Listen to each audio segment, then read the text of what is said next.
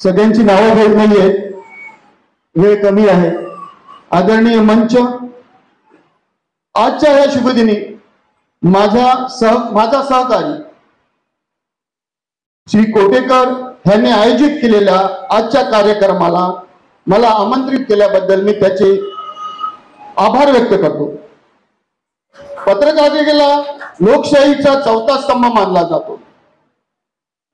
न्यायव्यवस्था, कार्यकारिणी यंत्रणा आणि विधिमंडळ या तीन स्तंभाबरोबर समाजाला योग्य दिशा दाखवण्याचे आणि सत्य समोर आणण्याचे काम पत्रकार करतात.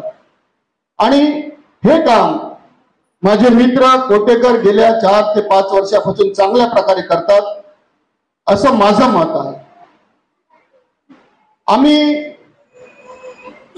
कोटेकर जेव्हा माझ्याबरोबर 5 वर्षापूर्वी भेटला तेव्हा फार नॉर्मल होता, परंतु जी मेहनत, जिज्ञासा, प्रचंड जिज्ञासा आणि लोकांना मदत करण्याची इच्छाशक्ती, ह्यामुळे ह्या व्यक्तीने जे 3 वर्षामध्ये 4 वर्षामध्ये नाव केलं. निर्भय आणि प्रामाणिक पत्रकार खऱ्या अर्थाने कसा असतो हा समाजाला दाखवण्याचं काम त्यांनी केलं. ज्याच्या हातात कलम असतो ते कलम तलवारीपेक्षा खतरनाक असतो, पण चांगल्या प्रकारे जर तुम्ही कलम चालवला तर खऱ्या अर्थाने समाजातल्या खालच्या एकदम तुम्ही म्हणाल तर जे खऱ्या अर्थाने वंचित आहे ह्याला मार्गदर्शन करण्याचे, ह्याला याचा अधिकार देण्याचे काम एक पत्रकार करू शकतो. कोटेकर एक पत्रकार म्हणून, एक माणूस म्हणून चांगल्या प्रकारे जिल्ह्यामध्ये काम करत आहे.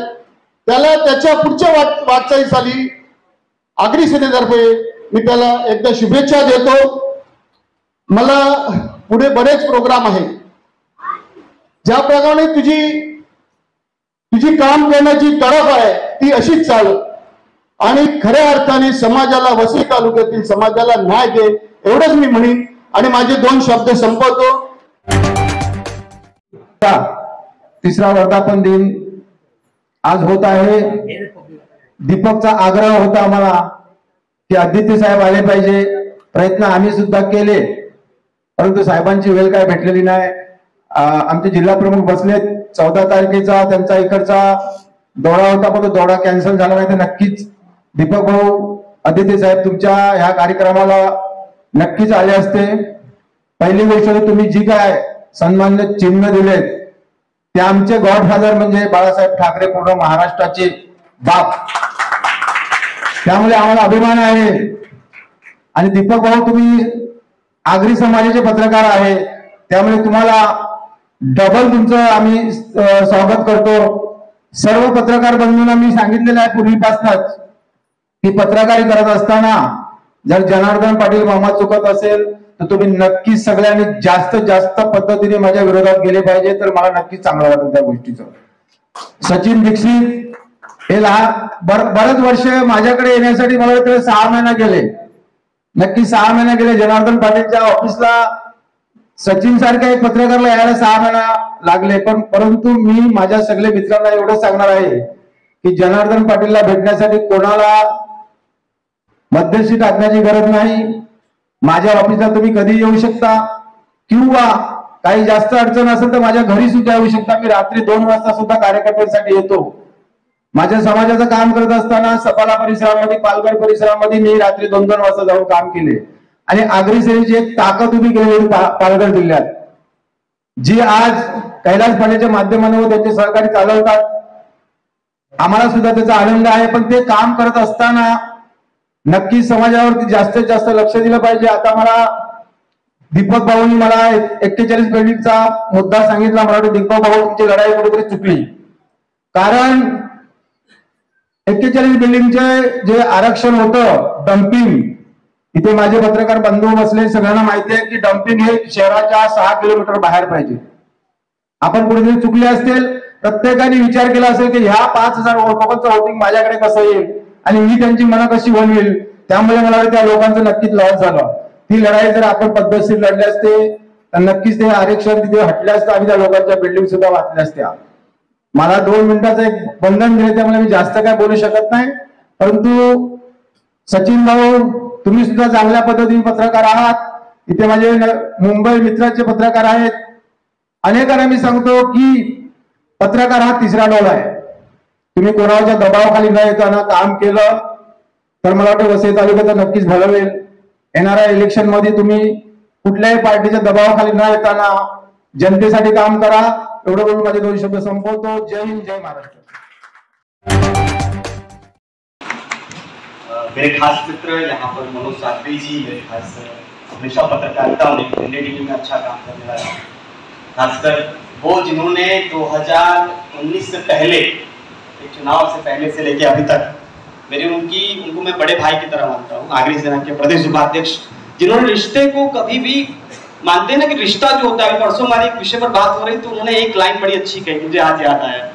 उन्होंने कहा कि कुछ भी हो जाए दीक्षित, लेकिन तू भाई था, भाई है, भाई रहेगा।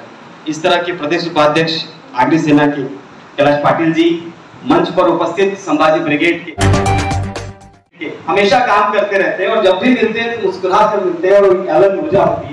पंकज देशमुख जी, मेरी उनके साथ अंतर मन से मित्रता है, मतलब मेरे ख्याल तो आपको विवेकशीलता का ज्ञान मिलेगा, आपको नीति का ज्ञान मिलेगा, आपको काम करने का कैसे करना चाहिए पत्रकारिता क्षेत्र में भी, अन्य क्षेत्र में। और मेरे सबसे अच्छे मित्रों में से जिनको मैं हमेशा कहता हूँ कि जब ये बोलते हैं तो लगता है कि सामने वाला व्यक्ति निश्चित रूप से बोल्ड हो जाएगा, तरीके से पूछता है। उन्होंने जिस समय हम लोग उठने के पगार थे पत्रकारिता क्षेत्र में, तब उसने साथ दिया। मनीष राउत जी, इनके बारे में क्या कहें, बहुजन विकास अघाड़ी में काम करते वक्त एक ऐसा व्यक्ति जो हमें लगता है कि ऐसा बोले जब माइक में आवाज इको बहुत तेज हो, जब बोले तो उसकी सटीकता बहुत बेहतरीन हो। तो मनीष राउत जी को याद करते हैं और मन में बड़ा पहुंच जाते, तो एक नगर है कारगिल नगर, वहां पर बोलने के लिए मनीष राउत जी, ठीक उनके बगल में बैठे मनीष मात्रे सामना से। मनीष मात्रे जी अनुभवी है, बहुत पुराने पत्रकार हैं और हमेशा पत्रकारिता क्षेत्र में गहनता पूर्वक काम करते। ये तो होगी प्रस्तावना। दीपक, अब कहूं क्या तेरे दीपक एक ऐसा व्यक्ति जिसने 19 के बाद, मैंने 21 या 22 पे शायद थोड़ा सा मूव किया पत्रकारिता में, थोड़ा सा दिशा होती थोड़ी सी, लेकिन एक व्यक्ति जिसने उस दिशा को पकड़ के रखा वो दीपक कोटेकर है। मुझे गर्व होता है कि चलो पत्रकारिता में अगर बेधड़क बेबाक तरीके से बोलना हो तो है मेरे साथ उसमें दीपक कोटेकर। दीपक कोटेकर ना झुका अध्यक्ष प्रहार की, उनका स्वागत मैं ही कर लेता हूँ एंकर के रूप में।